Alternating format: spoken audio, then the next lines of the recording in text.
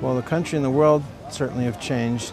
New York has changed, but I don't know, it didn't change in the way that I thought or hoped it would. I remember thinking that we've finally joined the rest of the world because nobody else has had that big of a single incident with that big of a building, but I thought we're finally part of the world that gets things blown up and people killed in our own town, and we can't pretend we're not part of that world anymore. And that seemed to go away, I thought, after a while. The other thing that I remember very clearly was that for 2 days, shush doggy, the newscasters talked like human beings.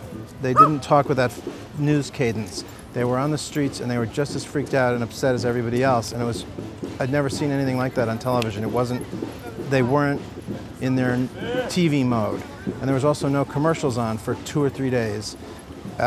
It was actually some form of respect for what had happened. And then I remember that after, they couldn't stand it. After 3 days they had to put TV back on, they had to put the commercials back on. And then there was literally some disgusting ad that was like, the planes are in the air again and we've got to get out in the streets again, so go to Sears or something like that, and I just wanted to vomit. And then I saw, about a week or two later, the very first footage of the towers being hit by the planes with dramatic music behind it.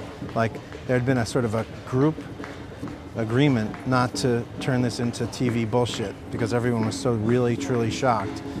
And Giuliani, who was very unpopular with my set anyway, you know, liberal New York, Manhattan set, behaved magnificently the whole time because he told the truth about what was going on. He didn't say, we're going to get through this. He said, this is unbearable. He didn't say, we're going to come together. He said, we need to go to more funerals. He spoke truthfully, and people everywhere sensed that.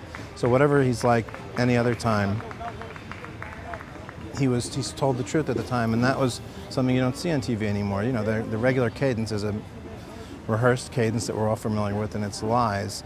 And I was very disappointed and very slowly the television went back to normal.